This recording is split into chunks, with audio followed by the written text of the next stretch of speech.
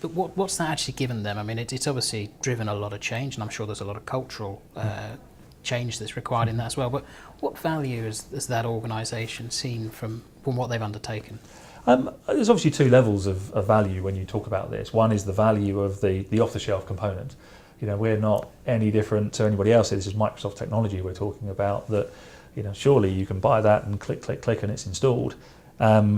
That's one of my favourite phrases around Microsoft. 80% of the technology for 80% of the market. It does a huge amount. And I think the second phase of value is what we do with it. And what we do with it is to the best of what the customer needs it to do. And that's, and we do that by adding services around it. So making sure that when it's designed to deliver the features and functionality that it comes with, that it actually works, back to this health state of things. So, the technology, be it consumed from the cloud, some people still consume in an on-premise capacity today for some very specialist, functionality. But however the infrastructure gets put together, we make sure it's put together in a way that means that customer can consume it and maximise their investment and their return. So that's one key area of it. The second piece of our own value is making sure that people, the end users themselves, the IT department's customers, the people out there who come into these new offices, use it in the most effective way. So this is when we pull through the business analysis, the user adoption, the training, the quick how-to guides. Sometimes it's a piece of paper on a desk, pretty old-fashioned. And then you get into the exciting stuff where we use Skype for Business, we use Presence, i.e. the Microsoft application we want people to use more. And we've developed our own tooling that uses Presence to really push out content when people are ready, when they're available. So we've developed some nice tools, some nice plugins. Obviously, there's a lot of value in there that Modality are delivering. But what did they see out the back end from both the combination of the technology and the services delivered from Modality? Yeah. Their favourite metric is just to say how much more efficient they've become and then attribute a financial saving to that. I mean, we're talking in total, based on the programme, it's several hundreds of millions of dollars worth of cost saving for a global pharma. And a lot of that's born out of, I suppose, being able to communicate more efficiently. Historically, how you would have managed that when you got high-end research carried on in North America, and then the kind of proof points in the early phase of development being carried out in the Far East, that takes weeks and weeks and weeks to organise and to process. That whole component of it got reduced to hours and certainly days. And when you've got a $4 billion R&D budget, you're scratching surface. Every percent makes a big difference. So I guess you're also saving on travel costs, because if you've got an organisation spread around the globe that much, then you're stopping people having to go. Yeah, absolutely. It's another thing, I think, generally for customers to try and, how do you realise the value? How do you write down an ROI and stand to it?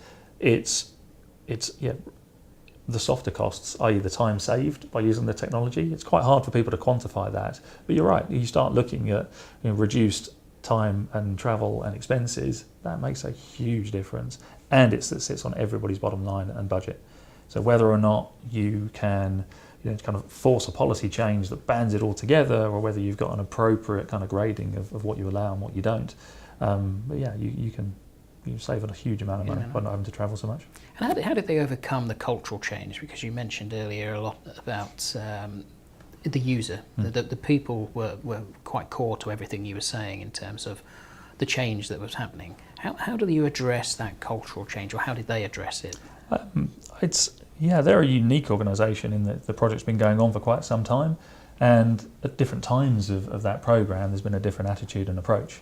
Certainly early doors it was very softly. Be very, very helpful, be very careful. Don't break too much too soon, but really handhold them into embracing and using the new technology.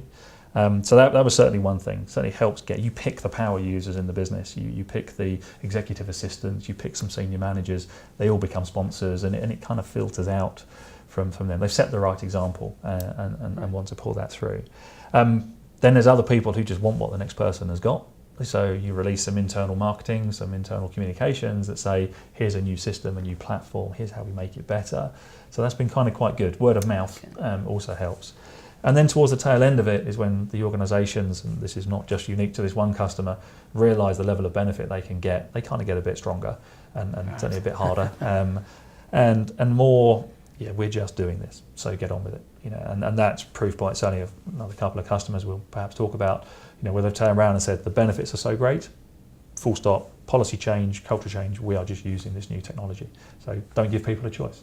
And it means you have to pick up a little bit, post-deployment, but when the savings and the gain, both financially and operationally, are so great, certainly customers move to that. I say this one customer kind of had a bit of everything over the years we've been working with them, but some of the others we'll talk about have full pelt, just gone straight in for it, feet first. Let's give us an example then of one where they've actually really pushed the change. Yeah, and this particular one was about an 18,000 user organisation spread across the UK, so multiple sites. And from a global perspective, they were very committed to going down this path. They realised that their sister companies around the world were starting to explore this technology, and they were a little bit fearful of being left behind, it's fair to say. And then they started looking at it with us, and we kind of built out a business case with the architecture team there that looked at where they spent money today on all of their comms platforms. And they realised they could save quite a substantial amount of money if they changed the architecture and the base infrastructure they use for comms. New telephony platform, and throw the old one away. This was kind of fully going for it and changing the way it's supported and changing the way it's looked after. Very disruptive. Very disruptive. And the nice thing was for them and their approach was the savings are so great, just from a pure hard cost saving perspective. We don't need that infrastructure, we're going to have this one instead. The endpoints became 20-30% cheaper than the old style endpoints and handsets. The cost of supporting it was greatly reduced because it was based on a common Microsoft platform as opposed to a unique proprietary telephony vendor. So huge reductions in dependency on third parties to look after it. And so their policy was, no, we're doing this, a year's worth of program work and architecture design work and making sure everything integrated and worked as it should. Back to this whole usage piece. Yes. Could people use it in the way they needed to use it? Culminating with we're doing it, and 14,000 people in 14 weeks were migrated onto the new platform, and successfully. And whilst they were, we bolstered and supported their service desk. So they had Modality then provided the top-up skill set on their service desk that if there were a volume increase of people complaining or unhappy or needing help, in simple terms, then we were there and we helped it. And when you have a team of experts who understand it, it makes that support so much more effective. So we had floor walkers out there in bright pink T-shirts in all the remote sites. We printed the collateral; it was branded. We had poster campaigns that, and we became part of the customer's team to spread that word across their organisation. And for them, again, we broke into, certainly year one cost savings were over $1.5 million immediately. So the ROI was immense. There was a little bit of pain. Don't get me wrong, but that pain was nothing compared to the savings and something that customer was understood and was prepared to take forward.